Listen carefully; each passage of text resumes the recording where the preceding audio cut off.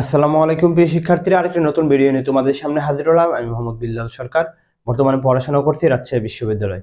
তো তোমাদের কিন্তু গুচ্ছের বি ইউনিটের ফলাফল প্রকাশিত হয়ে গেছে এবং তোমাদের মধ্যে এখন কিউরিসিটি, আমার এত নাম্বার রয়েছে, আমার এত নাম্বার রয়েছে, আমার এত সিরিয়াল রয়েছে, তো আমি কোথায় আবেদন করব, কোন জায়গায় আবেদন করলে মোটামুটি আমার একটা পজিশন আসার সম্ভাবনা রয়েছে, সেই বিষয়ে ভাই একটি ভিডিও দেন।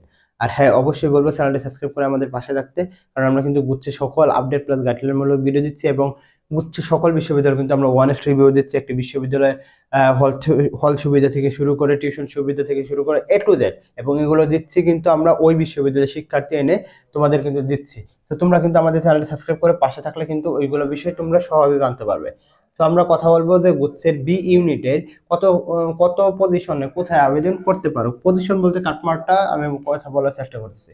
তো আমরা এখানে দেখতে পাচ্ছি প্রথম সারির বিশ্ববিদ্যালয় কয়েকটা রয়েছে, অর্থাৎ এই বিশ্ববিদ্যালয়গুলো কিন্তু প্রথম সারি বলতে কি, যে সিটের বা যে সিট গুলো রয়েছে, অর্থাৎ একটি বিশ্ববিদ্যালয়ের আসন সংখ্যার দিক দিয়ে কিন্তু প্রথম সারি, দ্বিতীয় সারি, তৃতীয় সারি, অর্থাৎ আসন সংখ্যার দিক থেকে। আমরা সংখ্যার দিক থেকে যদি দেখি, জগন্নাথ বিশ্ববিদ্যালয়, ইসলামী বিশ্ববিদ্যালয়, খুলনা বিশ্ববিদ্যালয়, পরে হচ্ছে পাবনা বিজ্ঞান ও প্রযুক্তি বিশ্ববিদ্যালয়, বেগম রোকেয়া বিশ্ববিদ্যালয়, Bangabandhu Sheikh Mujibur Rahman science and technology university, SUST. মোটামুটি এগুলোর মধ্যে মানবিকের জন্য সব থেকে বেশি সিট রয়েছে। দ্বিতীয় ক্ষেত্রে যদি দেখি, আমরা দ্বিতীয় সারির দেখি Islami Bishwabidyalay Barishal, Bangabandhu Sheikh Mujibur Rahman science and technology university, পরে হচ্ছে জাতীয় কবি কাজী নজরুল ইসলাম বিশ্ববিদ্যালয়, পটুয়াখালী বিজ্ঞান ও প্রযুক্তি বিশ্ববিদ্যালয়, কুমিল্লা বিশ্ববিদ্যালয়, পরে হচ্ছে আমাদের রবীন্দ্র বিশ্ববিদ্যালয়, শেখ হাসিনা বিশ্ববিদ্যালয় এবং বঙ্গমাতা শেখ ফজিলাতুন্নেছা মুজিব বিশ্ববিদ্যালয়। তৃতীয় সারির কিন্তু বিশ্ববিদ্যালয় শেখ হাসিনা, বঙ্গমাতা শেখ ফজিলাতুন্নেছা মুজিব বিশ্ববিদ্যালয় ও কিশোরগঞ্জ বিশ্ববিদ্যালয়। তো তোমাদের যারা সেকেন্ড টাইম দিবে তাদের জন্য কিন্তু একটা টেলিগ্রাম গ্রুপ খোলা হয়েছে, কমেন্ট বক্সে এবং ডেসক্রিপশন বক্সে দেখতে পারো, তাহলে কিন্তু ওইখানে যুক্ত হয়ে থাকো। তো আমরা দেখতে পারি যে এই প্রথম সারির যে বিশ্ববিদ্যালয় রয়েছে, এখানে কিন্তু কাটমারটাও মোটামুটি বেশি হবে, আসন সংখ্যাও বেশি।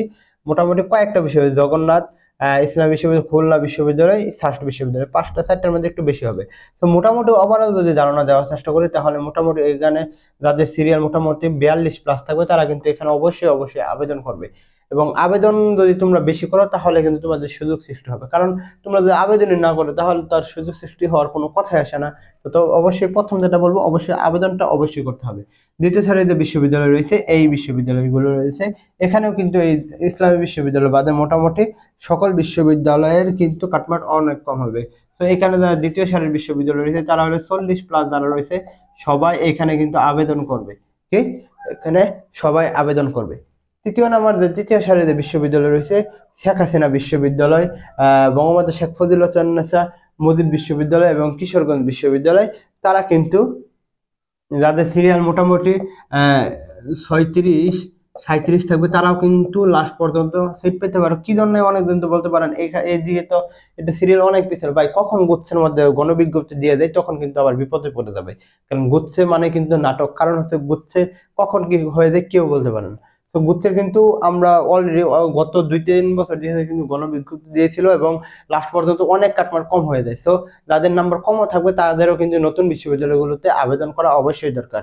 আর যারা যারা 40 প্লাস পাবে, তারা কিন্তু নতুন এখানেও কিছু বিশ্ববিদ্যালয় তোমরা তাহলে আবেদন করতে পারো। আর কবে আবেদন শুরু হবে এই বিষয়ে কিন্তু আমি সামনে আপডেট দিব। তোমাদের জন্য শুভকামনা। আসসালামু আলাইকুম।